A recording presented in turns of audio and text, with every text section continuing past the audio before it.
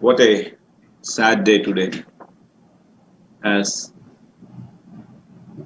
our beloved spokesman of CCA, Dr. Atri Gangopadhyaya, has lost his father, Mr. Pradeep Gangopadhyaya.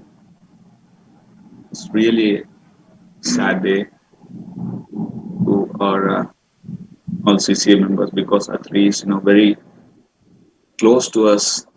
Okay, wherever he is, okay, in whichever conference, whichever webinar, okay, he plays a very key role in organizing and two or three. His father Pradeep Gangopadhyay ji is a role model. So Pradeep ji was is 70 year and was suffering from COVID-19.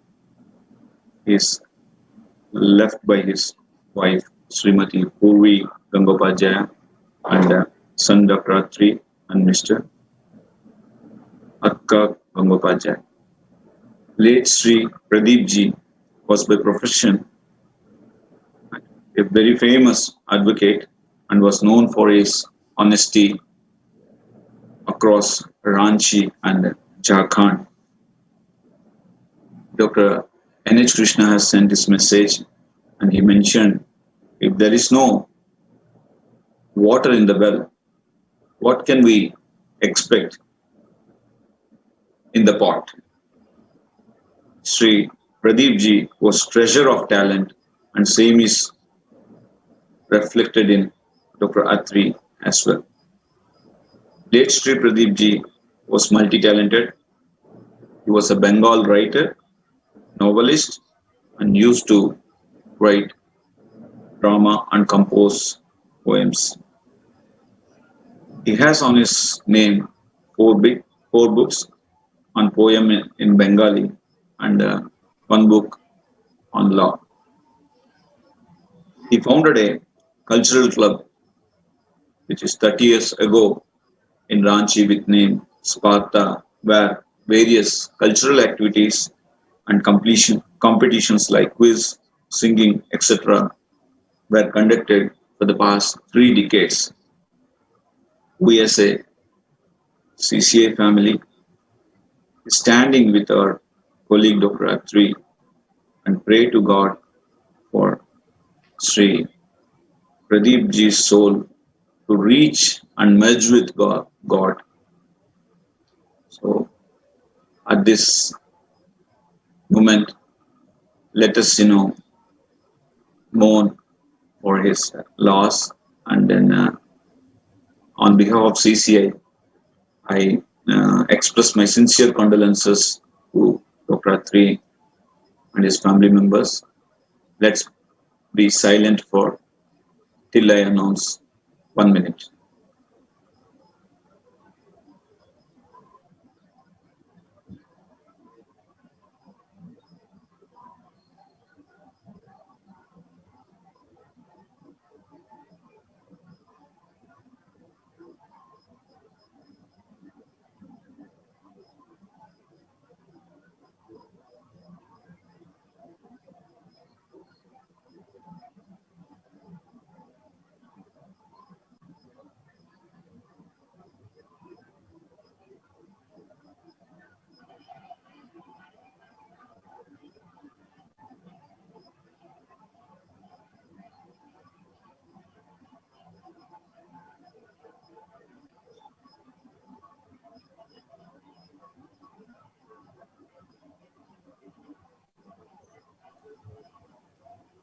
Thank you.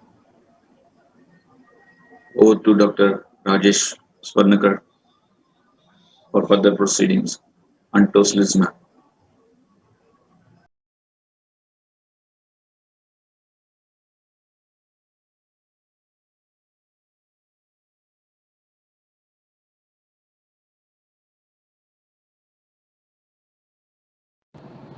Hello, my CCI friends, and I welcome you all to this new edition of webinar from Chess Council of India. And today we have got a very important topic, which is also called as Eye of the Storm of COVID. That is how to treat this cytokine storm. And as usual, we are going to have a panel of experts, and you're encouraged to ask the question. I am Dr. Rajesh Swarnakar, a pulmonologist from Getwell Hospital, Nagpur, and I am your moderator today. And I would encourage you to basically ask questions to our panelists who will be present here live. But before we go further, let's have some context on this topic which is there, and I will introduce you to our panelists today. So we have got today a panel discussion on tocilizumab. Is it the Brahmastra? And we would take experiences of experts and draw some conclusions over its use in this very important but dreaded condition in COVID. So I welcome a very senior panelist among the panelists today, Dr. Pradyut Wagre, who's Senior Consultant Pulmonologist, Apollo Hospitals, and also Honorary Consultant of Pulmonologist at Armed Force, Hyderabad. We have another doctor who's serving our armed forces as a pulmonologist, and I welcome Wing Commander Dr. Anuradha Ahuja, who's pulmonologist at Army Hospital, R&R Center, Delhi. And she's also a CCI state head of Delhi. I welcome Dr. Abhay Uppe, who has mentored many successful MD pulmonologists in his college. Dr. Abhay Uppe is a professor of pulmonary medicine at Dr. D.Y. Patil Hospital, Navi Mumbai. I welcome another young pulmonologist, Dr. Mansi Gupta, who's DM Pulmonary Medicine and is Assistant Professor of Department of Pulmonary Medicine at SGMPMS at Lucknow, and young dynamic Dr. Aniruddha Saini, who is consultant pulmonologist at Jaipur. I welcome you all here and thank you for sparing your time. To have a little bit of context, to have the ball rolling, I'll just briefly touch the base and will share with you the slides for a brief introduction of tocilizumab or TOSI and its role in the treatment of COVID-19. So as you know, all friends, that potential immune response correlates of giving protection against SARS-CoV-2 infection is our innate immune response, which gives rise to activation of dendritic cells and results in uptake of viral antigens, which leads to adaptive immunity but leads to cytokine production and its release in the body, in the bloodstream.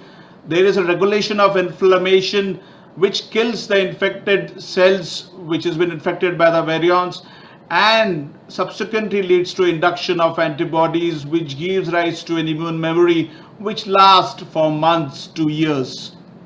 So if we just go to the basics and see what are the stages of COVID-19 progression, as you all know by now, my friends, that we have got a stage 1, which is early infection, which leads to viral response phase, and there is a viral replication phase at this stage. We have got mild constitutional symptoms like fever and dry cough, and we have lymphopenia at this stage. When this stage progresses to pulmonary phase, we have got shortness of breath and hypoxia, called as happy hypoxia. We see abnormal chest imaging and also no normal procalcitonin in this phase. But the dreaded stage of COVID infection is the stage 3 or hyperinflation phase, where the inflammatory phase can go haywire. There is a dysregulation inflammatory response, and this host inflammatory response phase which can go haywire and cause cytokine storm, leads to shock, cardiac failure. It leads to elevated inflammatory markers and other elevated parameters, which we will discuss in the panel discussion. The potential therapies in the early stage of viral replication is favipiravir, ivermectin, doxycycline, with its, of course, controversies, which are aimed to reduce immunosuppression. And if this COVID becomes moderate to severe, there's an option of giving, of course, remdesivir. And in hyperinflation phase of cytokine storm, we have some biologicals like IL-6 inhibitors, CD6 inhibitors, and JAK inhibitors among them, as we have called today as a Brahmastra, to finally take this patient out of this vicious cycle of its progression. and subsequently leading to death in some patients. So, as you know, that clinical manifestation of COVID-19 hospitalization is very typical. That patients have systemic disorders. They also have respiratory disorders, and in this is phase two, we have seen much more of diarrhea and other symptoms which were not seen in earlier phase. But fever is the most common symptom, as you all know, friends. Nasal congestion. The incubation periods is from 2 to 7 days, and we have got a typical laboratory parameters of lymphopenia. CRP raised, procalcitonin is more than 0.5, raised LDH and other inflammatory parameters. And if you do a CT scan or chest X-ray, you've got a ground glass opacities. And in some patients in early stage, there are no abnormalities in these imaging studies. Now, what is in focus in today's webinar is cytokine storm or cytokine release syndrome. So this COVID-19 typically results in monocyte, macrophage and dendritic cell activation, and there's a release of inflammatory markers like IL-6, which instigates an amplification cascade or cis signaling with this differentiation, lymphocytic changes and trans signaling endothelial cells. There are increased systemic cytokine production, which contributes to the pathophysiology of severe COVID-19, including hypotension and acute respiratory distress syndrome. So there is a potential role of this IL-6 antagonist like tocilizumab or TOSI for short that we are going to discuss in this panel discussion. So what is the role of interleukin-6 in the COVID? There is a meta-analysis study which was published which says that mean IL-6 concentration, it demonstrated almost threefold higher levels in patients with complicated COVID-19 compared with patients with non-complicated disease, and this led to theory of the cytokine storm. So we can use potentially biologics in COVID-19 because we have got cytokines level elevated in hospitalized patients, as we have seen in this severe COVID patients. There's a rapid release of cytokine like IL-1, IL-6 and TNF-alpha. We see that these patients of cytokine storm have got certain risk factors, like males have got higher risk, increased aged, immunocompromised patients, obesity. Rapid onset of the cytokine storm requires an urgent treatment to prevent multi-organ failure and death. And TOSI has been used in people with severe features of COVID-19, including severe infection, who have got tachypnea, have got SpO2 less than 93%. So there is a role of biologics in management of COVID-19, and we have got different biologics which inhibit this inflammatory markers released in bolus in actually bloodstream. So we have got anti-IL-6 inhibitors, we got anti-IL, we got anti-TNF-alpha, and all these things which have been used in COVID-19 cytokine storm management. But in this ICMR clinical management protocol, the TOSI is not mentioned as such, but is there in the treatment of severe COVID-19 infection, and actually has congregated as an investigational therapy, and we can use this in under that headline in clinical management of a COVID. So there is a certain timing that you have to allow for this 2C to be given, and it's very important to find and identify that phase when you can give TOSI, and if you time it properly, it can of course be useful. And these are the patients who have got severe COVID and who have not improving on oxygen therapy but are actually having increased demand of oxygen. So there's no official approved dose for TOSI in the COVID-19 indication, and we extrapolated the dose from its indication elsewhere. But what is experience is to give initial dose of 4 to 8 mg per kg with recommended dose of 400 mg diluted with 9.9% normal saline to 100 ml given over 1 hour. And if initial medication is not effective, you can carefully and judiciously give one extra administration after assessment after about 12 hours. But certainly no more than 2 administration should be given with maximum single dose no more than 800 mg. So there have been studies, and there are also recent studies which we'll discuss, which have actually validated its use, and there are some recent publications which have further acknowledged that this can be effective in this phase of COVID-19. So just to just to also summarize, targeting cytokine release syndrome does influence mechanical ventilation and survival benefits in the patients affected with severe COVID.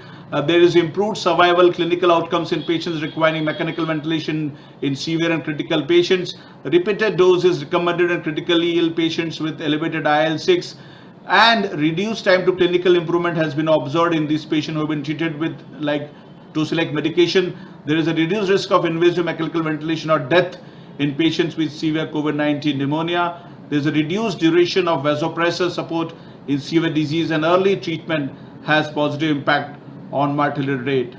So with all these background and all this background information that has been given, we will now set the stage live for a panel discussion on tocilizumab. Is it the Brahmastra? What is the experience of the experts? So my esteemed audience, I request you to, of course, listen to this various questions being put to panelists, our illustrious and esteemed panelists. And I would also basically urge you to ask questions on this topic in this question panels, and I will try to take most of your questions. So my friends, over to the live discussion with the panel of experts today.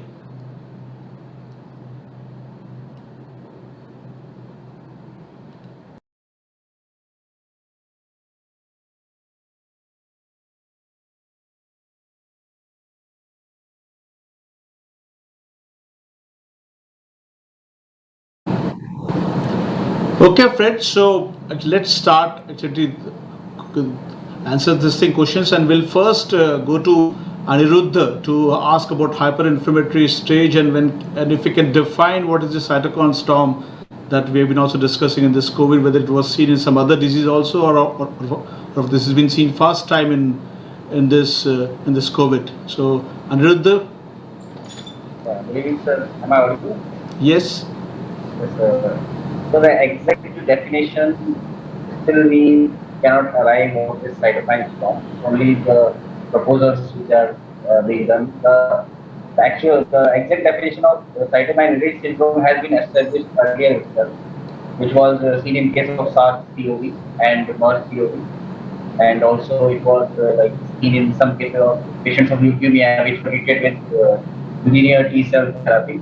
But we can have some parameters, biochemical parameters, which suggest that the patient is going into cytokine storm, and also clinically we can have some criteria. But I would just as you have already told the details about both the cis pathway, the cis signaling pathway of the IL-6 and the trans signaling pathway of the IL-6. So by the cis signaling pathway, it leads to cytokine release syndrome, which has been established very well. In that case, the IL-6 will bind to the membrane-bound IL-6 receptor and TP130 protein, and genus kinase and STAT3, signal transduction will be created by these, and it leads to the activation of the T cells, NK cells, neutrophils, macrophages.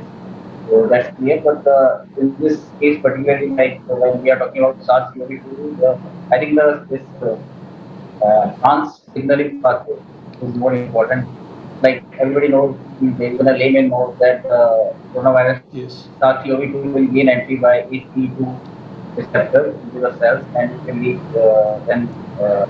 into the activation of infect macrophages, dendritic cells, and monocytes, and they will get activated and release IL-6. The IL-6 to the trans signaling pathway. We will now find this mechanism will bind to the soluble form of IL-6 receptor along with the dimer form of PDP.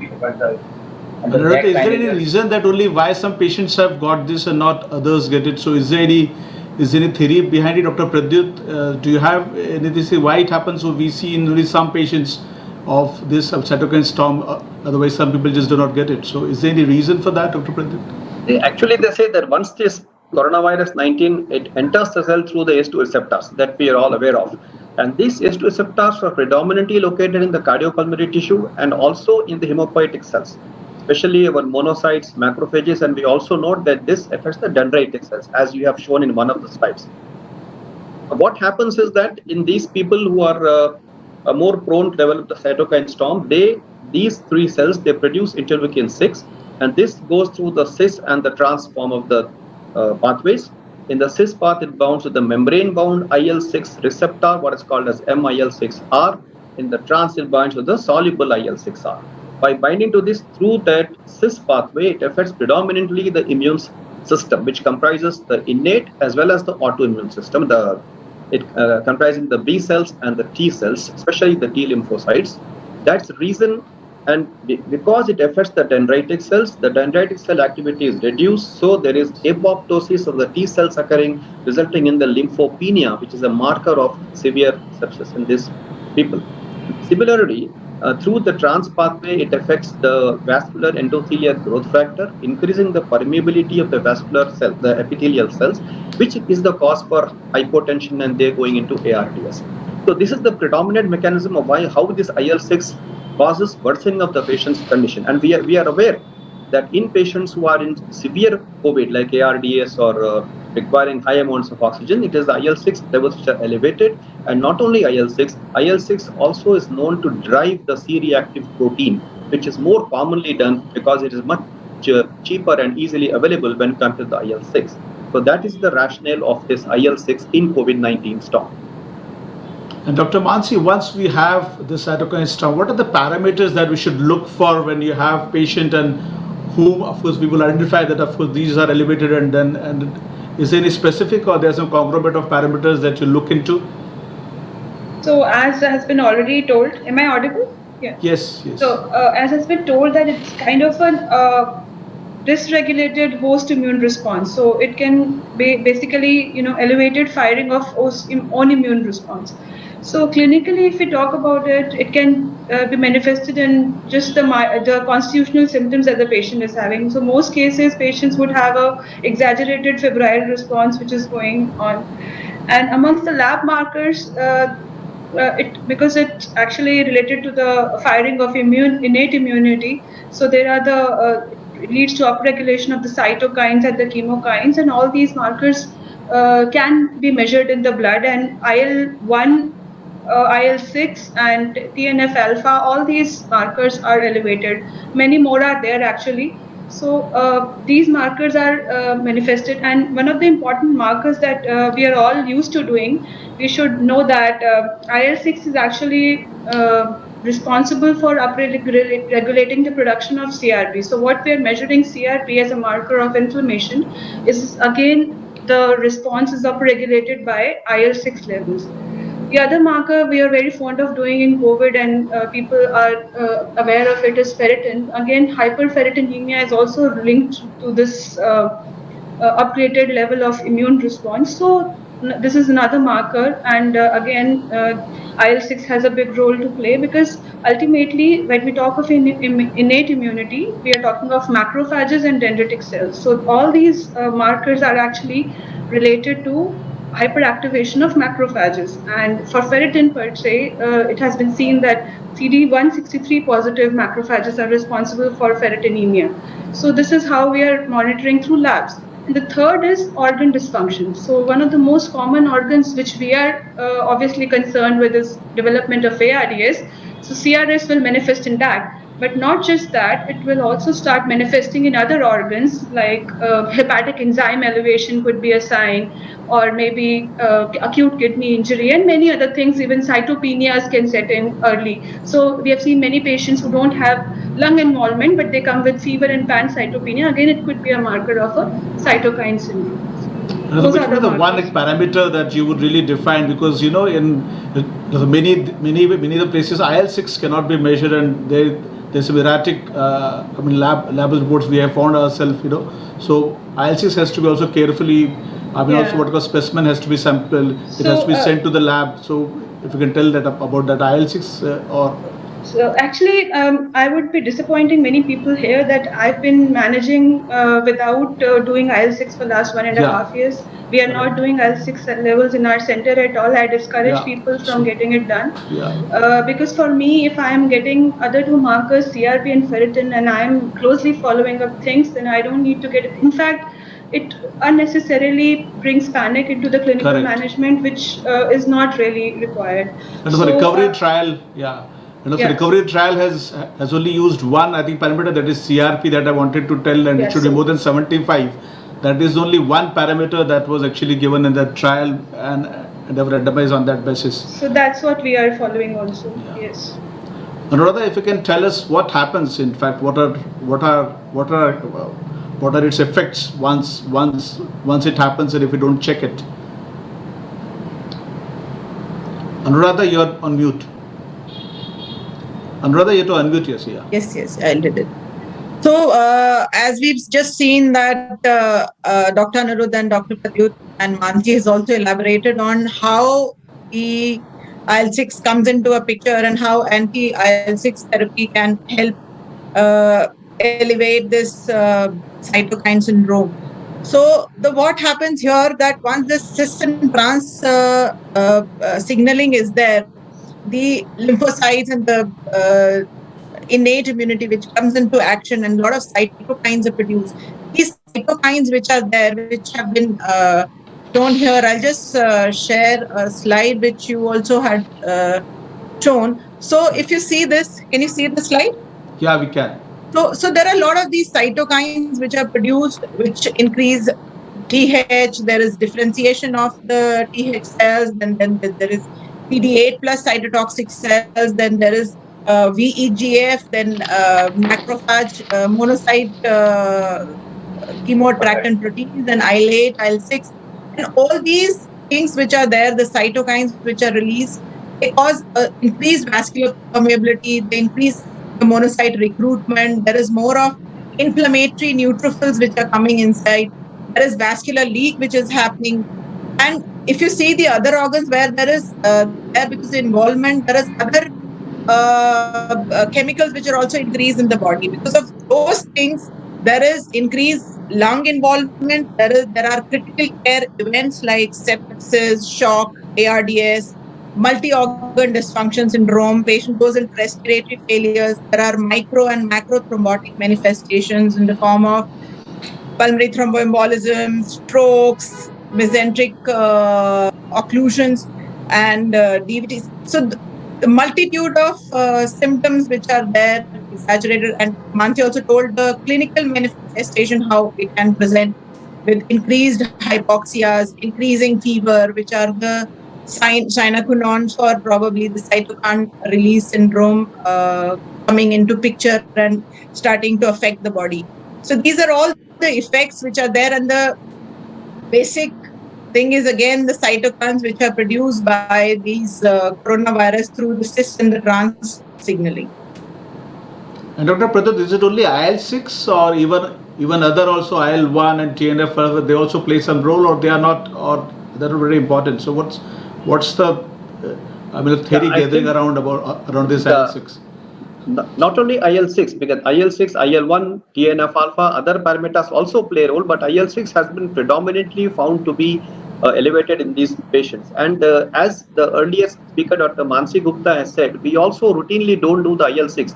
I have found that increasing CRP more than 50 milligrams per liter is a warning sign of a severe disease.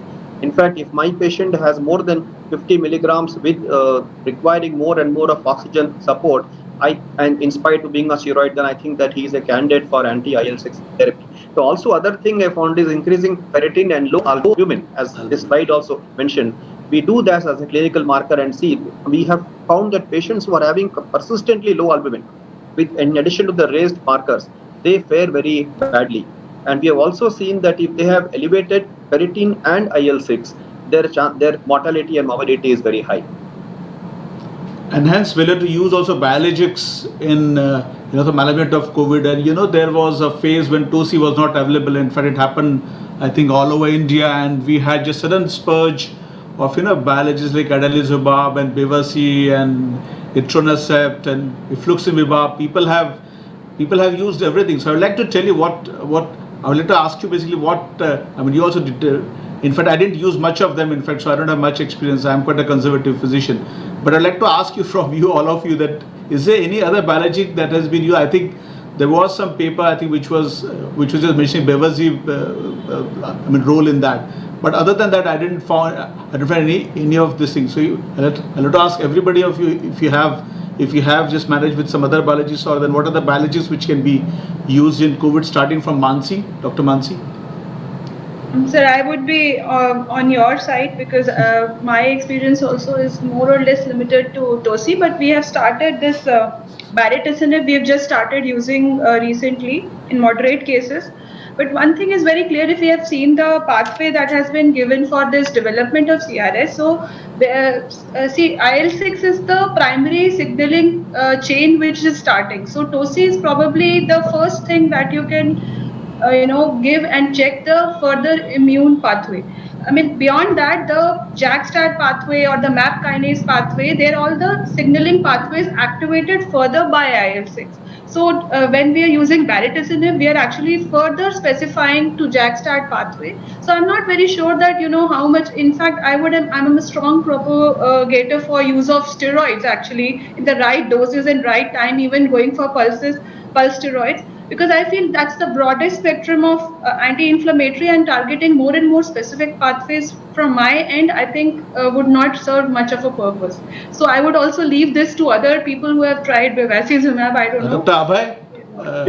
If you can chip in, because I have just seen today a patient has come who has taken four I think vials of bevacizumab, and it was just given in a periphery, in fact, not even in some city hospital. So is it just also leading to what called desperation because of unavailability of Tosi, that you have to use something, and because pharmacies, they would just actually dish out. In fact, my Malthias patient said, okay, this is the alternative, and this was told to me by then also pharmacist. So this thing is kind of happening.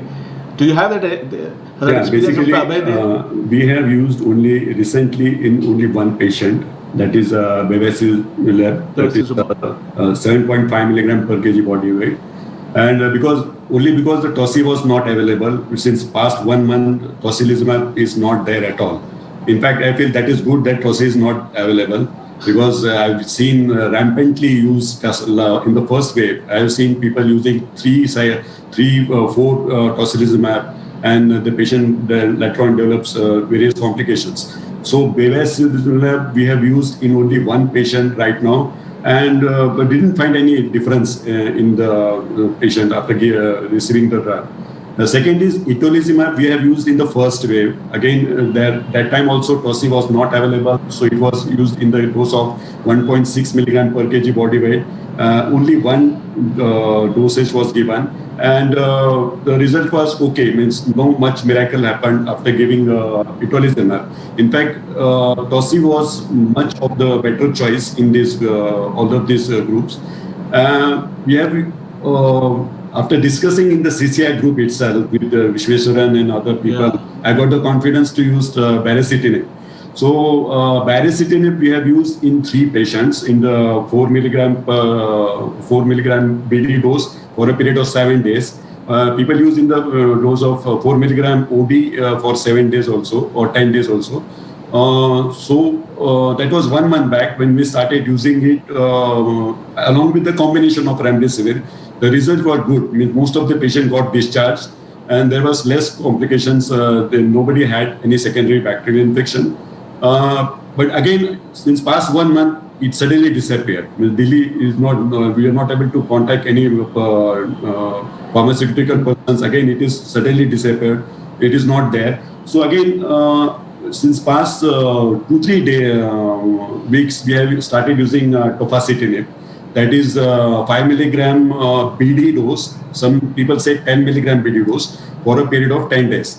So we have till now used only 3 patients baricitinib, and past 1 week 4 patients on tofacitinib, along with the combination of remdesivir only. Because most of the cases, if remdesivir is not available, then there is no point in combining with giving a single dose. The thing is, baricitinib is only JAK1 and 2 inhibitors, while tofacitinib is an inhibitor of JAK1, 2, and 3. And this JAK3 inhibition results in blockage of all the cytokines like interleukin 2, 4, 6, and all. And this causes more immunosuppressions. So I had discussed with my rheumatologist colleague also, who has been using for rheumatoid arthritis, and he said, why you are using this molecule that is not meant for COVID? So, tofacitinib as such, the side effects were more, but we could not find any difference in both of the studies. Anuruddha, did you have any experience with other biologics when TOSI is not available? It has come back, but I think only with a very limited supply. So it has come back now, but it's been limited. So, do you have any other experience that if it's not available, which one you would use? You would use it. You would give Pulse MPS, as Dr. Mansi has said. I have been using corticosteroids very commonly. I have been using Tocilizumab in some of the cases. This thing is about last year, and I had good results. But this year, from the starting itself, I have been very careful using this large doses of steroids, like corticosteroids and Tocilizumab, and also Bevacizumab. Some people in our hospital are giving this tofacitinib, sorry, and but I am not using that. I have discussed it with many experts and my earlier my teachers, and we have discussed a lot of guidelines, and we are in favor of using best therapy would be, in my opinion, with Bevacizumab plus Tocilizumab. But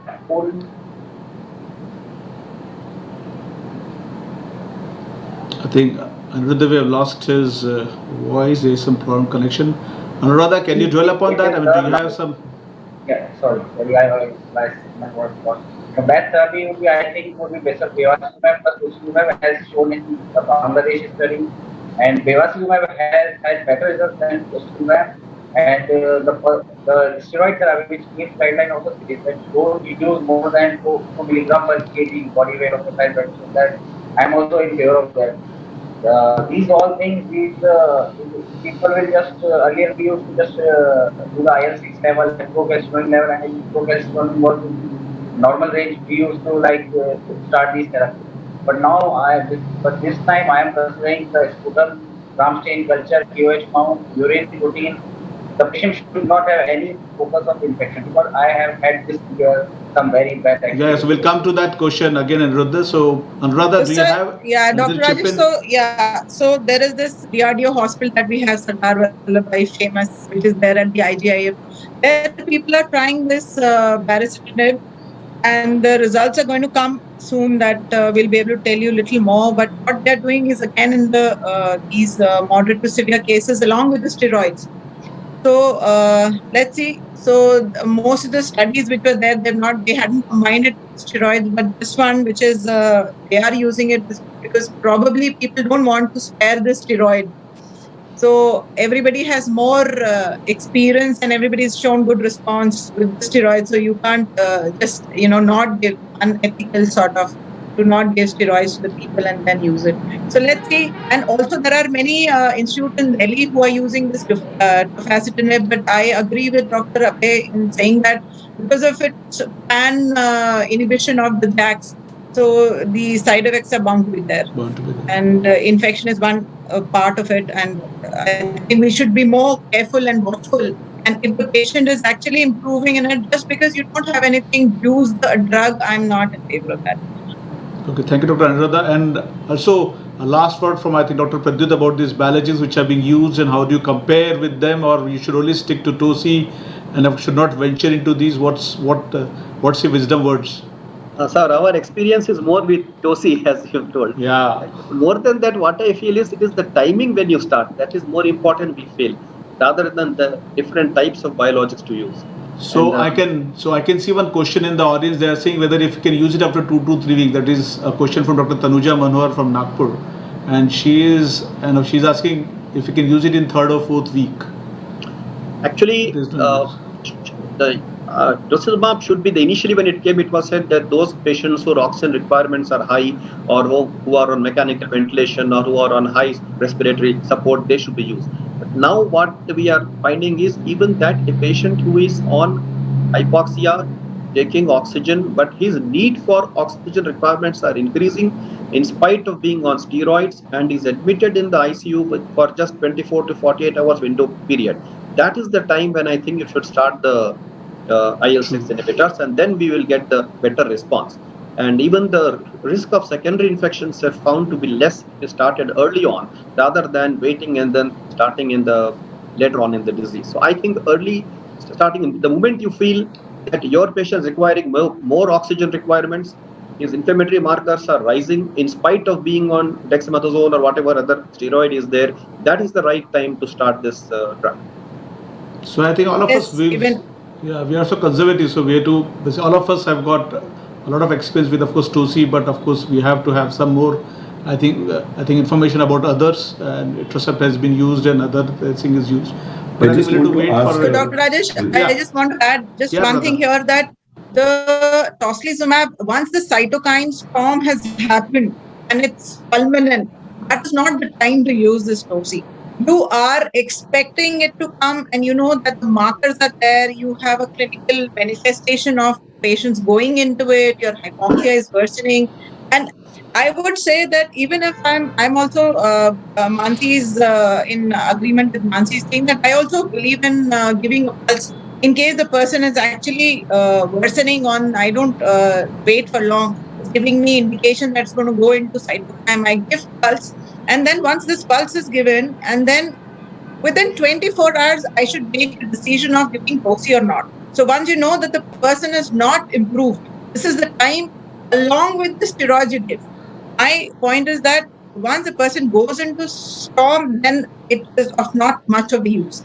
So probably at that point, the uncertainties and the controversies are still there, that when you use it, can you use it just depending on the number of days of those symptoms of worsening, or can you use it when the person has started to worsen on steroids? So these are some uncertainties, and the controversies are there, and probably with personal experiences, we are more comfortable in using and deciding the time of the tocilizumab. In my experience, this is the time that we should use. So any other opinions from anyone? So we'll have a question on that. So Abhay, you wanted to chip in some new information? And basically in the first wave and second wave, when we compare, in the first wave also, what we used to see in the earlier stages, in the first, when it started, we used to see a regular viral replication phase, that the patient is going into a early pulmonary phase and then going into cytokine storm. So that things was there. So in between in September, October, what we have seen particularly is the patient goes into cytokine storm after 12 days or 14 days. The patient has received all the antivirals, oral antivirals like Pavir and all. And after 14 days, the patient suddenly gets a high-grade fever and the patient desaturates suddenly. And the patient has got all the elevated markers like IL-6 is raised, CRP and IL-6 raised 3 times, or serum ferritin is raised. And within 1 day, the patient is having a big consolidation patch, or if you do a CT at that time, patient is having bilateral diffuse consolidation. The patient is desaturating suddenly. So exact timings we can't make out. Most of the time, it depends on the individual physician's discrimination when to suspect it's cytokine storm clinically, because markers will take little more time. CT, if you have, you can combine the CT, compare the CT films, how much the patient is desaturating, and then we can plan for tocilizumab. But we have to think that if the patient has some underlying comorbidities, past history of any bacterial infection or history of tuberculosis and all, in that patient, we'll try to avoid tocilizumab. That's what in the So at this point, I would like to have one guest appearance, and he's none other than Dr. Gaurav Datta. I think I can see his name in the participant. So he's also joining us from actually Germany. And welcome Dr. Gaurav Datta. He's actually a PhD scholar, and he was involved with actually management or some aspect of German how they came over the COVID. So Dr. Gaurav, if you can just on your video so that we can see you. Yes, but I'm not able to. I think the host has to do it. Okay, so Hello, Vipul. Can you just video on as Dr. Gaurav Datta?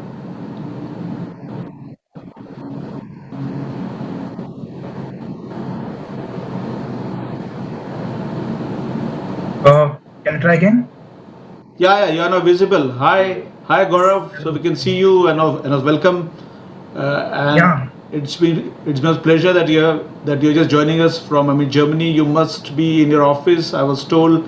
So how is it in Germany? How did you manage it? And if you can tell just in 5 minutes. Yes. Yeah. Introducing myself. I'm Gaurav Dutt, currently pursuing my doctorate at Technical University Braunschweig, which is first and the oldest technical university in Germany, established in the year 1745. And it is also the first member of TU9, which is a union of the most renowned universities in Germany.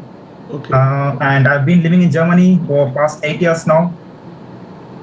Yeah. So should I start with the current situation in Germany? How's it going? Yeah, so I heard that it was quite bad, but there was a vaccination which was introduced, but there was some slowness in that, and then you had some problem, and you stopped Covishield, the AstraZeneca, jab, and there was some problem of clots, which was not seen in India. So we are of course continuing. So do you have any experience on that, and anything that you want to tell us about Germany? Yeah. First of all, I'm not from medical background. I did my bachelor's in civil engineering. I did my master's in structural engineering. I'm currently pursuing my PhD. I haven't had my PhD, so I'm still not a doctor. Oh, right. Yeah. So I think Dr. Krishna has invited you to tell us about as what you call a general citizen of Germany. How did you just manage it? How they really managed it? Yeah. Let me start what happened during the first wave. So I guess the first confirmed case was in January last year, while I was still enjoying my vacation in India, and people across the globe, they did not care much about the virus, thinking that it's just an epidemic and is restricted to China. But end of February, Germany entered top 10 countries that had the highest number of coronavirus infections. From mid-March, I don't remember the exact date though, Germany's Chancellor Angela Merkel addressed the nation on television and asked the citizens to take the virus seriously. And I remember mentioning in German that the citizens of Germany need to show solidarity with the government. She further mandated that the schools and kindergarten closures, postponed academic semesters, and she also prohibited visits to nursing homes to protect the elderly population. In the second week, Germany, in the mid-March, again, Germany closed its borders shared by neighboring countries that include Austria, Denmark, France, Luxembourg, and Switzerland. But the supermarkets remained closed, remained open, they never closed. And restrictions were imposed in March, was successful with sinking rates, and the German electorate or the citizens were satisfied with the government. And in the summer of 2020, I guess most of you are aware of the German-based pharmaceutical company BioNTech that is partnered with American firm Pfizer. Indicated that it was on the way to develop a COVID-19 vaccine, which boosted the morale of the citizens. And the second wave in Germany was experienced in autumn, that is in August. By the way, Germany has 4 seasons, spring, summer, autumn, and winter. And in August, the signs of second wave were apparent, with daily infections rising above 1,000. And then Germany announced second lockdown in early November. Gatherings were restricted to only 2 households, and bars and restaurants had to close down, and tourism was also grounded to halt. Still, stores remained open, as did the schools. By the end of the year, Germany's vaccination program with BioNTech and Pfizer vaccine began. Then Germany imposed few more restrictions during second wave, and I myself witnessed that the restrictions imposed were followed by the people here. And from the March this year, all persons traveling to Germany by air must present a negative certificate before embarking their journey. This applies regardless of the nation from where the individuals are traveling. and also to the passengers only traveling or traversing to Germany or we have a transit. Thank you, And Gaurav. Thank you. Yeah. Thank you for your inputs, and we are quite happy to have you. And thanks for coming and also telling us about your experience in Germany as, of course, a German citizen. Here we are, of course, experienced, and we will overcome. I think my state has already got what we call a declining, but of course India is vast. So you got ups and downs all over the geographical areas. It can coincide. So it's not unlike Germany, which is a small country. In India, it's entirely different. You know that. So thank you. That's true. Thank you, Gaurav, for your coming. The population is just 80 million, and over there it's 1.3 billion. I know. We Yeah, understand that. Yeah. Yes. So thank you, Gaurav. Thank you, Gaurav, for coming Yeah, and telling thank you once us. again for having me here. Thank you. Bye bye. So we again move to our basic topic, and after having known this about the use of biologics, although there are some evidences, there is no role of tocilizumab as such in any of the protocol that I have seen in India, in fact. So what is your view? Because now we've got a very good article which has come in Lancet, which is really telling that now is the time to update our protocol and have this in each and every, I think, COVID-19 protocol. So what is the role of Pistosi in such protocols? I mean, if you have to place it in somewhere in the protocol, where of course it would be. I would ask you to offer Dr. Pradyut about this. As I've told you, I am a firm believer in this, that you should use it early.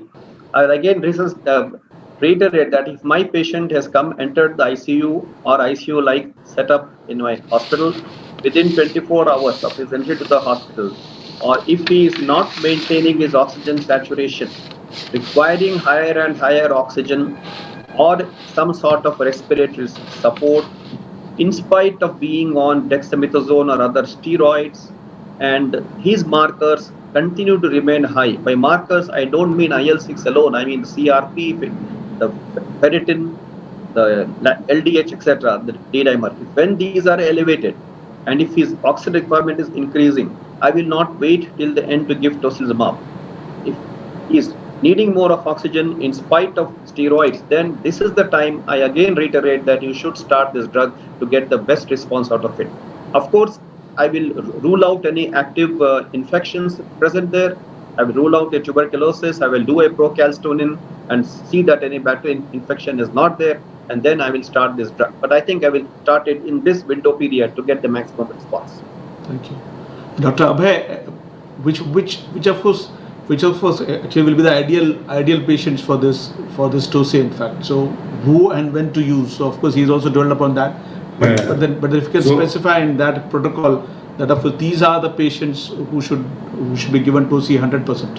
Yeah. So basically, as Dr. Pradyut had already told, the initial phase when the patient is having hypoxia, means if the patient is not maintaining saturation, and after giving steroid also, if the patient is requirement of oxygen is more, most of the who starts with nasal prongs of 2 to 3 liters, and then they are going into NRB for 14 to 15 liters, or they are going into impending non-invasive ventilation, or before intubating the patients, far before the intubating the patient. These are the patients I will group it. It depends how severe is the hypoxia, and during the early phase, as far as correctly placed, within the first 24 hours, when the patient we can make out that this patient is going to get the NIV is going on, the requirement is going to more, oxygen requirement is increasing, or patient is will require hypoflow cannula oxygen. So initial 24 hours we can place this molecule tocilizumab at all if we want to use, because once the patient goes into full cytokine storm, then it is of no use. Means if the patient develops full ARDS, patient gets intubated, at that phase, if you are planning to start with tocilizumab, it is difficult for the patient to respond to the treatment. And we have seen, means initial period when we start with tocilizumab, within 24 hours to 48 hours, the patient with first dose also, the patients show significant improvement in the oxygen requirement, and clinically also the patients improve symptomatically. So first 24 to 48 hours when the patient is going into impending cytokine storm, this by judging clinically, we can keep the patient in this thing. Again,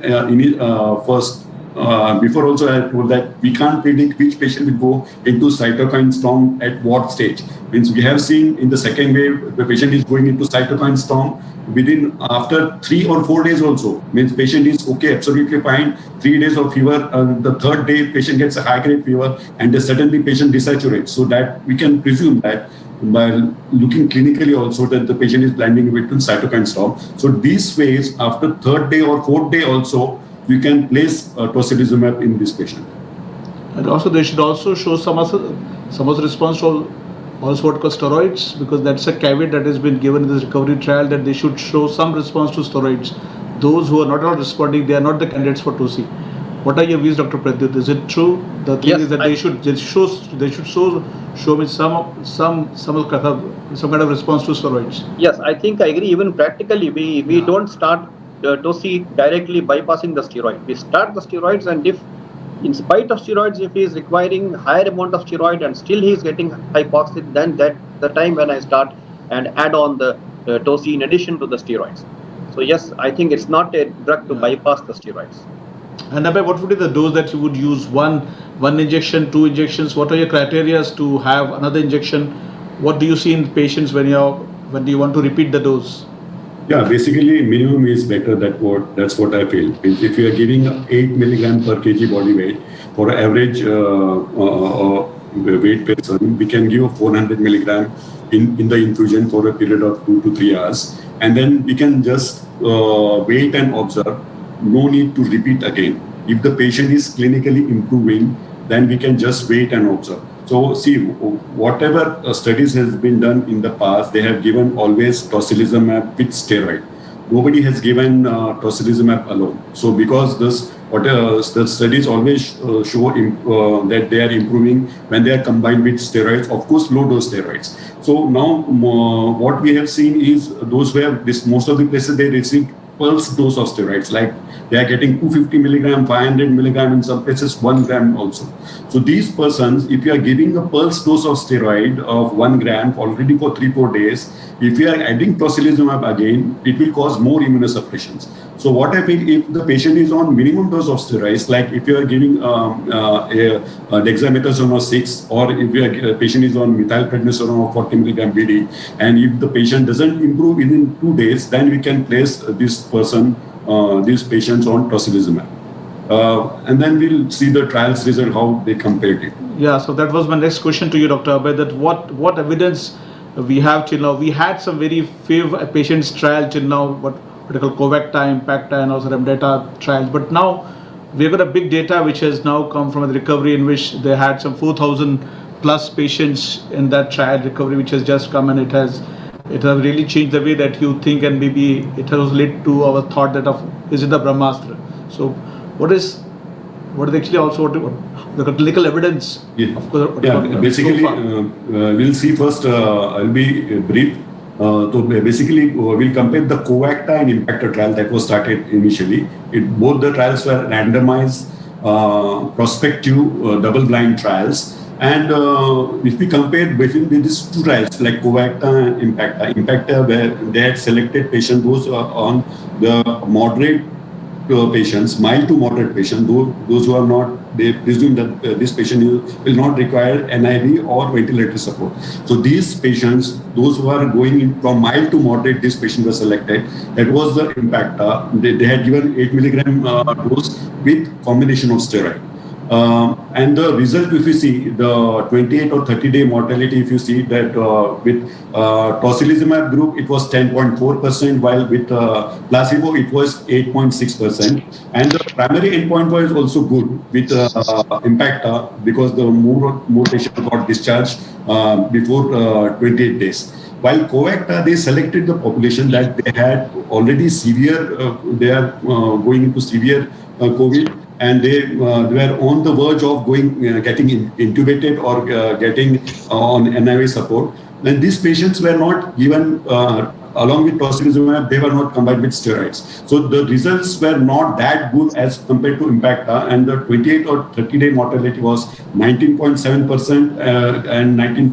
As compared to placebo, it was 19.4%. So both the trial, if we compare, there was no much difference in the placebo and in the this group, both the group. Then there were various other randomized control trials, but one Stop COVID, that was an observational retrospective study where they took about 3,900 participants, and in these patients, it was basically a retrospective observational study, and the effect was good. I mean, those who received tocilizumab, the mortality, 28 or 30-day mortality was 27.5% in the tocilizumab group as compared to 37% in the placebo group. Then came the REMAP-CAP, where they combined tocilizumab in some population, then serilimumab, and then the control study. And the last one is the recovery trial, that recent article Dr. Anuradha has shared in our group, that recovery trial. Now, if we are just going to the recovery trial, and what they have done is they have included 4,116 patients, and they are divided in 2,022 in tocilizumab group versus 2,094 in the standard care group. And they found that the patient who had hypoxia, raised CRP, tocilizumab reduced 28 mortality and increased probability of discharge within 28 days. But both this recovery trial and REMAP-CAP trial, both have used low dose steroid. That is, the patient has either received 4 milligram dexamethasone or hydrocortisone in the low dose. So the effect was much better, and the 28 to 30-day mortality was significantly reduced in both REMAP-CAP and recovery trial. Then, after seeing there's a lot of cohort studies they had done, they had given, in addition to giving the tocilizumab, they have added high-dose steroids. In these patients, the results were not that good. Most of these patients were received, along with tocilizumab, high dose of steroids. The patient had severe bacterial infection, patient went into sepsis. So that was the results of all the combined trial. Yeah. So of course, the recovery trial was the one which has just come latest, and we've got much more data. Otherwise, all these previous trials had only very few patients, 200 to 300. This is the first trial in which we have got in thousands. So if we just say what are the also the risk, and if we just weigh this how risk and benefit, because we would give tocilizumab when we also give steroids, and now we have got this Mycor and all those fungus we are seeing, and now we are talking about pulse MPS. We give pulse MPS, all this. So what is the actual risk and benefit if we use tocilizumab in this whole of scenario, Dr. Pradyut? So yeah, that's what rightly said. You should know when not to give tocilizumab. Yeah. So if of course the common is, if my patient is hypersensitive to tocilizumab, I will not give it. Number two, if my patient has any other evidence of a secondary infection in the form of a bacterial infection or tuberculosis, or if his procalcitonin is high, or if I'm doubting any fungal infection with the clinical parameters, I won't give toci. Then of course there are certain parameters which we see. If, for example, if the absolute neutrophil count is less than 500 cells per microliter, I will not give toci to him. If he's, for example, he's thrombocytopenic with platelet count less than 50,000, then he's not a candidate for tocilizumab. Or if his liver function enzymes like ALT is high, more than 4 or 5 times of normal, then he is not a candidate. Or if he has a risk of GI perforation, he is not a candidate. So these are, and of course he's immunosuppressed with some other disease, then he is not a candidate because he is likely to get infected. So these are the few indications where you should know not to give this drug. And secondly, as rightly said, if you combine with a high dose of steroids, the risk of severe, seen with the mucormycosis, that becomes really very high because both of them are causing immunosuppression. So I think these are the, if you choose your patient well, once you remove these factors, you don't give toci, and then you take the risk-benefit ratio. He is on low-dose steroids, he is not improving in the oxygenation, markers are high, then I will go for the toci after ruling out all these markers, what I have talked about just now. Yes, it's very important to know when when also not to use tosi in your patient, and also very well elaborated by you, Dr. Pradyut. And also Dr. Mansi, if you can come and also tell about the side effects that then of course we should expect when you are using tocilizumab. You have to see that he has got no infection. Do you also cover with antibiotics? What else you do to also reduce the side effects after we are given tosi? You're on mute, Mansi. So before I answer this question, I just have a message from Krishna sir that we have a huge number of logins right now. Almost 1,300 logins are there in this panel discussion. So we are being congratulated by him for that. The other thing regarding this question on side effects. So first thing is most of the immune modulator drugs, whenever you are giving injections, so first side effect is always anaphylaxis. So that is the most important concern. If a patient has history of drug reactions, and especially if he has been taking tocilizumab earlier for some autoimmune condition, if it's a known hypersensitivity, it's not to be used. That's the major side effect. And minor transfusion related reactions are also seen at the site, but usually they are not limiting enough to stop the infusion. Those can be managed. The other side effects that are seen with tocilizumab, the earlier side effects that were described were for patients who had been receiving tocilizumab for treatment of CAR T cell therapy associated CRS, where the doses had to be repeated a lot. But in COVID pneumonia, it's an acute condition, so we are not using tocilizumab for a long-term basis. So we are either using a single dose or maximum 2 doses, and we are giving steroids. The major side effect, those which have been documented, are the GI-related side effects, perforations and all. In my practice, we haven't seen any perforations as such. But yes, one thing which is very important is patients going into sepsis. So procalcitonin, yes, it is a must before we are giving it, and definitely when we are using it early, we are not bothered about sepsis. In our ICU, like everybody's already emphasized, it's the first 2 days of ICU admission that we decide on giving it. So once the patient is already septic shock and third week of his presentation, usually toci may not work. The other thing is late onset infection. So I was always thinking that maybe a single dose of toci will not lead to severe infections later on in a patient. And initially last wave, we saw less infections as such. But things have changed in this wave a lot. And over follow-up, because I am a lot interested in post-COVID follow-up of patients, so I have a huge pool of those patients being looked after. And I have used toci, and those patients have returned to me even after 3 months or 4 months with tuberculosis as such. Yes. They are coming with pleural effusions, they are coming with lymphadenitis. We are seeing a lot of fungal infections. Mucor has kind of become famous now, but it was coming earlier. Not just mucor, but aspergillus, scedosporium, other fungi were also coming. We have seen cases of CMV also in our ICU presenting after 2 months as an interstitial pneumonia, progressive fibrosis. So infections are going to be there. But I would not just blame toci for it, because see, every patient is receiving a chunk of immunosuppressants.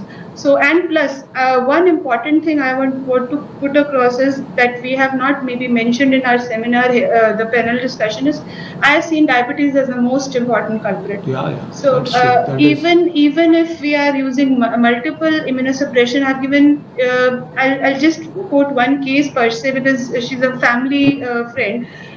Auntie is 90 years old, and she landed up with COVID, and we gave pulse as well as tocilizumab, and she went home with severe ARDS she had presented. The only good thing was she never had any comorbidities. At the age of 90, she never had any hypertension or diabetes. So basically, I'm saying that other immune factors are also important. The chronic debilitating immunosuppression conditions are much more important than even single-time use of these immunosuppression drugs. This is what I wanted to say. Yeah, so we all just agree to that. In fact, so we have seen post-COVID infection much more in tocilizumab, but of course, diabetes is a very, very big factor in all aspects of COVID. In fact, not even in this infection, but in all aspects of COVID. I think we are just in last 20 minutes or so of this thing, and it would not be good if we don't take any audience questions. There are plenty of them I can see, and I would try to choose. One is from Aniket Parashar from Hyderabad, he is asking, can pulse steroids be given if TOSI is not available, which is happening? So yes, and I think that Dr. Mansi had emphasized that. Dr. Mansi, you want to elaborate on that? That if suppose there is no TOSI, I mean, can he give pulse steroids and how much? Yes, 500 mg, 1 gram, how much? Yeah. And how many days? So pulse therapy has become famous just now because people are using it now, but we have been using it since last year when TOSI was not available in our government setup. And going by the strong dictum of all the immunosuppressant drugs that we are using now are coming from the immunology and rheumatology. So again, going from their experience, we started using pulse steroid very early in last wave, and usually the dose is 250 milligrams. We give 250 milligrams for 3 days, and then we go back to the usual doses of 1 milligram to 2 milligram per kg body weight of methylpred. But in patients, depending on the body weight and the risk factors for development, like if the patient is severely diabetic or maybe he's healthy, depending on that, we've gone to 1 gram also. So in severely obese patients, we have gone, and in roughly 50% of those patients, tocilizumab was not required. And see, the point again I'm trying to emphasize is the timing of pulse. So I'm not talking of pulsing. Yes, this is pulse steroid, yes. And that is the basis of actually using TOSI further also. Once they have been given a pulse for 1 day or 2 days, you see dramatic improvement subjectively, objectively, and then probably you decide on giving a tocilizumab to augment the response. And we are not, I'm excluding the patients who were already on ventilator, because for me that group is sort of given up. Yeah. Really sorry to say that, but yes, those patients who are in HFNC or maybe an NRBM, intermittent NIV, that is the group I'm focused on, where you can actually make a difference with pulse. Definitely, there is no doubt about it. Anuradha, I have got a question from our friend Trideep Chatterjee from Mumbai. He's asking, on which day will you use it at the earliest? That is after 5 days of REM plus steroids, or earlier if there is also severe hypoxia, would you use it very early? Anuradha? You're on mute, Yeah. So the timing, again, this is an uncertainty which I would say that most of the doctors are following their own protocols. But what I would suggest that the person, even on Remdes or is on steroids, the moment the person starts to deteriorate, you're given the best possible treatment. The moment it starts to deteriorate and the inflammatory markers are showing some sort of increase, and you feel that the person is going to get into this fulminant cytokine storm, this is the time that you should pitch in your tocilizumab if you are preponderant of it. A lot of questions on basically the experience of your panelist on bevacizumab. So people and how much dose, and they say that as I said that I got a patient today who was given 4 vials of bevacizumab when he came to me, and it was not in this thing but somewhere periphery. So this is also a question whether if we can use it and how much we can replace it with TOSI. If we use TOSI 800 mg, how much of bevacizumab? I don't think we have such data, but if somebody wants to pitch in with his experience. Bevacizumab we have given 7.5 milligram per kilogram body weight, and we find that because of its specific action on the VEGF, vascular endothelial growth factor A, it is showing response in those patients are going into ARDS and where there's a vascular leak. Having said that, I think, I don't remember, but I think in Bangladesh, one trial was done where they combined TOSI with Benza. So whether it was beneficial or not, I don't remember the findings. Somebody can enlighten that, but the trial was done where they combined both these two and compared to TOSI alone. Compared to TOSI and bevacizumab alone. Okay. So best results were with bevacizumab plus tocilizumab, then it was the bevacizumab alone, and then the tocilizumab alone. That was the Bangladesh trial. What was the result basically? What were the results? As far as I remember, results were best with the bevacizumab plus tocilizumab, then bevacizumab alone, and then the tocilizumab alone. Based on that study itself, I have given it to 2 patients, and I have had excellent results with these bevacizumab, and I have become a fan of it. You become, and the rich people are benefiting.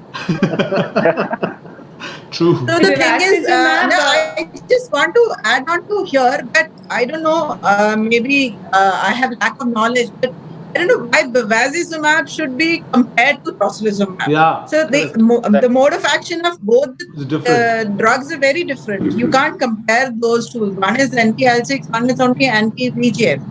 So this is And there's- VEGF is one part of the cytokine storm. Cytokines. So probably what Dr. Anirudh is saying, It can be probably replaced. adding both the things together, maybe it will affect much better than replacing one with the other. But it can And lead there to is only an one option. study. Patients actually with It can lead to bleeding one more disorders. thing. Yeah, again, I was coming to that actually Yeah. because see, thrombocytopenia is a very commonly seen Common thing in Absolutely. COVID patients. So you can't be using these two together for sure. But Correct. it's very limited population, and bevacizumab is, or if I've you not used remember it from together. our I have lung used cancer. So it could not be given for most patients because patients land up with hemopsis, and streaky hemopsis is quite common. So you'll always be reserved in using this drug. Somehow I have little experience, so but this Yeah, is so one I think concern I have. Yeah, it's actually a bit of adventurism that we are seeing Yeah. in COVID. Everything under the sun has been used to treat COVID. I think. I mean, you can name any Wait. drug, and I will have some paper on that, and Correct. you can see Wait that. for So that is another what's 1 happening. month, probably Anirudh will have some data on this. Yeah, yeah. of course, that is possible. That is possible. Now, the No, I've got a monoclonal question from- antibodies also coming. So, regarding this monoclonal antibodies that Roche and with Cipla has launched, it's not available, I think, with casirivimab and imdivimab. So yeah, so that's a monoclonal antibody cocktail you're just talking about, the cocktail which is so being, it is launched by Roche, but still not yeah. available. So it's been launched by, and this is antibody actually cocktail, and it was supposedly was used by Trump when he got admitted for COVID and came back in 2 to 3 days. So that's a wonder drug that he told at that time, but he really taken the pictures. And I don't know about the cost. So what I knew about when I inquired, just from my US friends, the costing in Indian rupees was up to 6 lakhs. So I don't know how, and of course we know that Cipla would bring it in much cheaper price. So let's hope for that. There is a question from Mukul Saini. Is there any other marker apart from IL-6 to use in this TOSI? So I think we've already in fact said that IL-6 will not be, of course it's an ideal, but then it can be just measured in a very standardized way in all the labs. So CRP is the one to look for, and if recovery trials tells that it should be more than 75, right? This was, anybody wants to chip in? Yeah, basically CRP That's true. is, for follow-up also, CRP will be a better marker because once we give one dose of tocilizumab, then we can monitor the CRP to see how much the patient is improving. Because what happens, most of the time, the patient gets one dose of tocilizumab, and then this after 3 or 4 days, most of the patients, they are doing IL-6. Now, as we see, it causes receptor, both soluble IL-6 receptor blocker or membrane IL-6 receptor blocker. And in these patients, once the first dose of tocilizumab is given, definitely the free IL-6 will be in the blood. So definitely it will be going skyrocket, means it will be in thousands. So most of the time, physicians get confused that still the patient is not improving. IL-6 is going up, so patient gets second dose, third dose. So that is the thing. So the CRP is the better marker. Most of the places IL-6 is not available at all. So patient gets report, we get report after 3 or 4 days. So CRP is cheaper, best way we can monitor it. So, and also one other question is HSCRP and CRP, is there a difference? So there is a high specific CRP and CRP. So of course when you're telling, I think more than what 75, we are just speaking about CRP, right? And one question from Ashish Kumar from Sinha, when we should do, if you got IL-6 facility, when of course we should do this IL-6 test during the course of the disease, just first day, 5th day, or 7th day, or what are the days that of course we can do IL-6, so that we can just monitor from the baseline? Well, I think what we do it in the outpatient setting is we do the markers generally on the end of the first week, because that's when the problems begin to rise. Or rather, I will go with the clinical features. CRP, if I do at the day 5 of the disease, the CRP ferritin is high, and the patient is showing some sort of desaturation at home, then I think I'll go for the IL-6 and admit him in the hospital and follow from there. So I think that's what. Another question is why, and I just raised this question, that why it is not in the protocol. If it is a Brahmastra, why this Brahmastra is not there in any of the states' protocol? That was only, as of course Dr. Abhay also said, that there were trials which were not very convincing. Now I think we got the recovery trial, which has just come. In fact, I think it came in May itself, and I think maybe we will see something happening in this. And probably also, probably another reason is probably the timing that we are using it. So there is a varied response to the tocilizumab that we are using.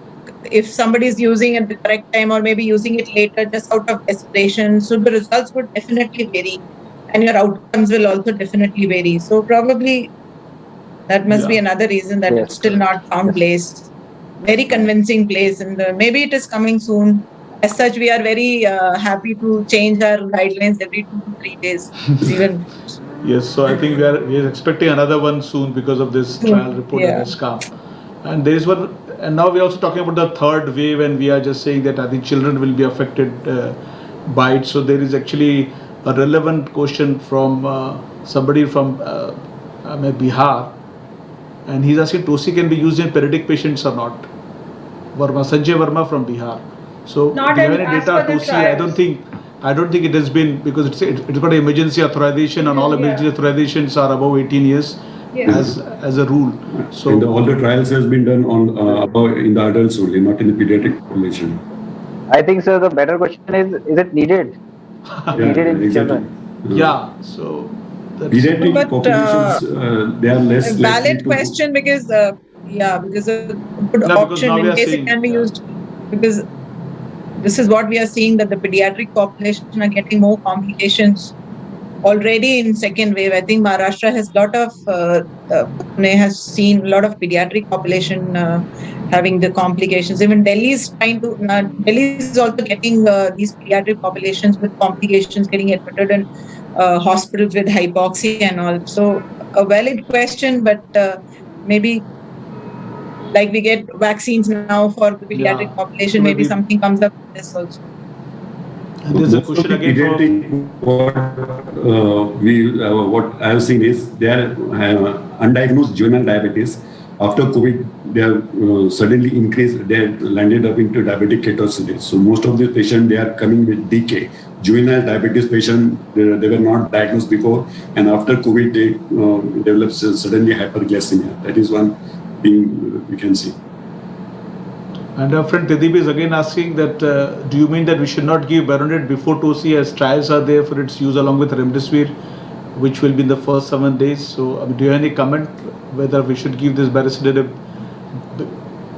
before we give toci, or then if we can use that and then give toci? Is there an evidence? I don't think there is. Baricitinib is being given in the early viremia phase along with. So basically, you are going to give it in moderate disease, wherein you have less of desaturation, and you're starting with antivirals.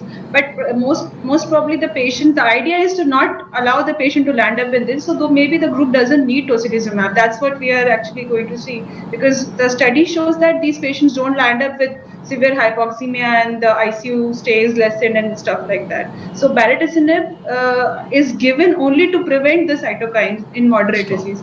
So there's no reason to combine them together. Basically, I just wanted to ask whether we can give baricitinib with steroid, or every time we have to combine remdesivir with baricitinib. But most of the time, it is always combined. Tofacitinib or baricitinib is combined with remdesivir. So the trials are always there with that. That's about the evidence we have got is only with remdesivir. Just like we had this DEXA trial, which was only given with remdesivir, so that was the initial thing. So I read from the group itself, in CCI group only, that some people were not getting hold of remdesivir because it was short in supply, and they were treating patients at home because of bed unavailability. So they were using baricitinib alone also as an OPD treatment. It's available in tablets. Because it's orally available. But I don't know how the patient fared. The trials don't support this kind of use. Yeah, that's true. So a lot of trials we are doing in COVID itself, So there is one question for Dr. Tanuja, and she's asking within how much time we should see the clinical improvement once we have given the toci. before we give the second dose, or how many days we can expect. So I think it's very immediate, in fact. So we have seen TOSI, and I think one thing, and when you just go for the rounds, I think the next day we see that patient is sitting and his oxygen. So it is that much quick. So I think within about 24 hours we see the response. And the X-ray also shows so much of resolution. Significant. Mm. So I'm just scrolling down about the questions which are there. I think we are in the last few minutes. So it's I think most of the questions we have answered that I'm seeing. It is all pertaining to what we have already discussed: risk and benefits. What are the infections that you can expect after the giving TOSI? That also we have answered. And since this is only on TOSI, I won't take other questions of COVID which are there in plenty. So I think we have just come to the fag end of this very webinar which was there to address the issue of TOSI's use in this. So it would be pertinent to end this webinar with opinion of everybody how we began. That is it actually really a Brahmastra, or it is just a double-edged sword? So because Brahmastra, once you just basically once you fire it, it has to hit the target, and it has to actually destroy the enemy. So is it really a Brahmastra, or it is a double-edged sword, and you should really use it with caution? I would actually begin with Dr. Mansi. So I think last few comments on this panel discussion about this Brahmastra, so that we can just conclude the webinar. Mansi. So I want to conclude by saying that Brahmastra is something that, any time in the war you use it and the enemy is done with. But this is not the case with tocilizumab. So sorry, but the timing of the drug is very important. Picking up early disease and using it, otherwise it remains a double-edged sword for me. Yeah. Abhay, what's your take on this? Yeah, definitely. I agree with Mansi. It is a double-edged sword. Basically, in view that we don't know the long-term outcomes of the adverse reactions. It is not that immediately the patient will have some reaction. Most of the time, we have seen the patient going discharged at home, and then after 2 to 3 months, either they are presented with extensive tuberculosis or mucormycosis. So a lot of mucormycosis we have seen. Those who have received tocilizumab and they were not diabetic at all, they have just received tocilizumab and do those steroids. So definitely this will be a double-edged sword. So we have to be very, very, very careful. And I think minimum is the best if we give 1 dose and just wait and observe, rather than giving 3 dose, 4 dose in these patients. Aniruddha, your take on this? Aniruddha? Sir, when used by the experienced hands, and especially those doctors who are monitoring their patients very closely every 4 hourly, 6 hourly, only then it can be said that it's a Brahmastra. Otherwise, even if an intelligent person uses it and who is not very well monitoring the patient, then it can be it is a double-edged sword. Anuradha?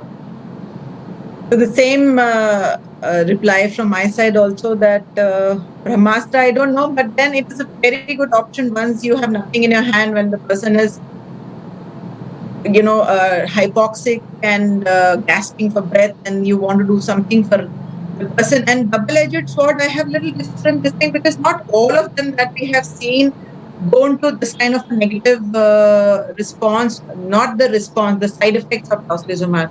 So I don't know, calling it a double-edged sword in certain conditions, yes, but then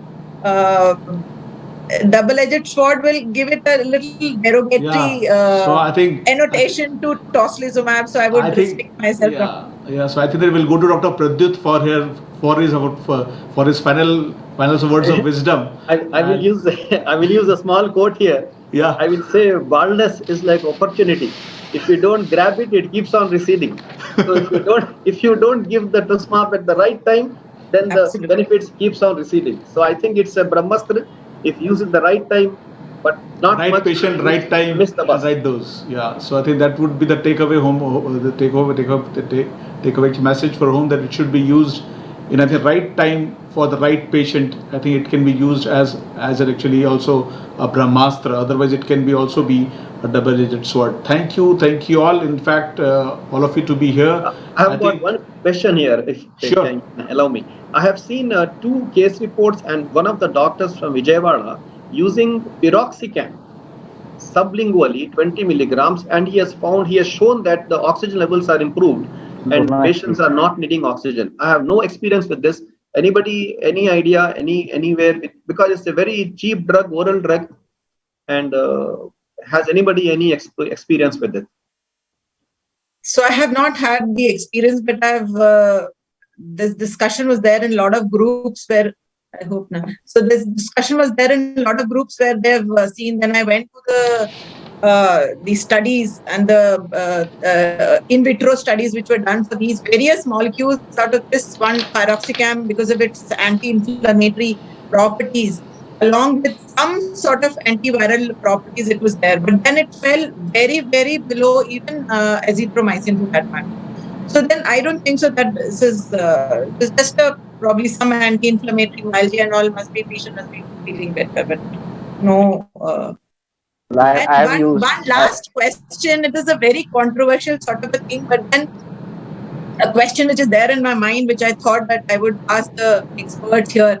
So we've seen nowadays that the person, once he's on an improving trend, hypoxic moderate sort of a patient on an improving trend, and suddenly after 14, 15, we discuss in our CCI and other groups also that after 14, 15, 16, 17 days, the person is on an improving and suddenly it deteriorates.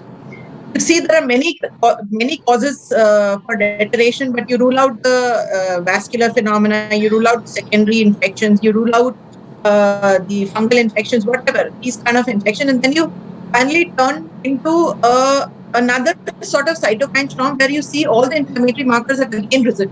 So do you think in this scenario with increased inflammatory markers, I know many people who are giving second pulse steroids or maybe low dose or whatever, it's on the lower, they increase it to the high dose. Do you think in these conditions, if you feel the person deteriorating again, do you think there would be some role of giving another tocilizumab at this stage? Because now the cytokine storm was okay, patient was recovering, and suddenly he's gone into another phase. Do we get these kind of spikes? This is a question in my mind which I couldn't get answers to. So open to all, food for thought, basically. Basically what happens is, that is one possibility, means tocilizumab, the patient has received 1 dose of tocilizumab, and the patient has dramatically improved, so you didn't want to repeat the second dose, and the patient is improving, and most of the time it happens that after 12 days or 14 days, when the plasma half-life of the tocilizumab decreases from the body, like it will take 10 days or 12 days. So that time, it is the possibility that when the plasma half-life of the drug molecule drops in the blood, the patient will be again going into cytokine storm. Similar thing when the patient, we are tapering from the steroid, if we stopped steroid abruptly, most of the patients are presenting with high-grade fever again. Most of the time we see the patient has been discharged from the hospital, the patient is absolutely okay. And after 1 or 2 weeks, then again, after second week or third week, they are presenting with fever. So late onset, mild cytokine storm, we can say, because everything comes negative in this patient. So how, so we manage with, again, the steroids, a little higher dose of steroid in this case. Yeah. There is another also a discussion that I wanted to know is about that when we're giving steroids and when we're using 2C, we have those TLC count which is raised. So that should we see it as a sign of sepsis? Because you're just giving steroids and this thing, and after this basically you got TLC count which would be higher. So how to really see that whether this is all just due to a use of steroids, or if this is what the patient is coming forward for a severe sepsis. So how to really differentiate these two things? Definitely a pertinent user. No, I think I will go for a procalcitonin and then differentiate whether it's an infective etiology or just due to the steroid. Another thing which I would add here is sometimes what we are doing, we all know that steroids cause this neutrophilic leukocytosis. So in some of the cases, we do a peripheral blood smear. If it is not very high after the procalcitonin, which is normal, we do a peripheral blood smear, ask for toxic granules. In case it is negative, So a bit of idea is that probably, the sepsis is not set in. And of course, the clinical picture, supposing you get dense consolidation on X-rays, which were not there, patient was improving, you know that this is more of secondary infection than probably just steroid induced. Correct. So, do you have any more questions in mind, or I can hand it over to Dr. Anuradha for giving vote of thanks on behalf of CCI? Anuradha, can you do that for me? Vote of thanks. Aniruddha, because our both names are so similar. Yeah, Anuradha, I'm saying because you're also CCI chapter from Delhi, you're the president, so that's why I'm asking you on behalf of CCI. Anuradha, yeah. Thank you, sir. Thank you so much for this opportunity. So, I would like to thank the CCI trustees, the chairman, and our CCI office bearers, and all our delegates, and the panelists here to give this opportunity to have a wonderful panel and discussion on this one molecular tocilizumab, and spending around 1.5 hours discussing the single molecule here. It was enlightening, and it was, I think the audience would have benefited from it also. So heartfelt thanks from all of us on behalf of the panelists today to everyone. Thank you. Thank you. Thank you, Dr. Pradyut. Thank you, Abhay, for sparing your time. Dr. Mansi, Aniruddha, and of course Dr. Anuradha. Thank you, and also Gaurav Dutt for being there for a brief period of time.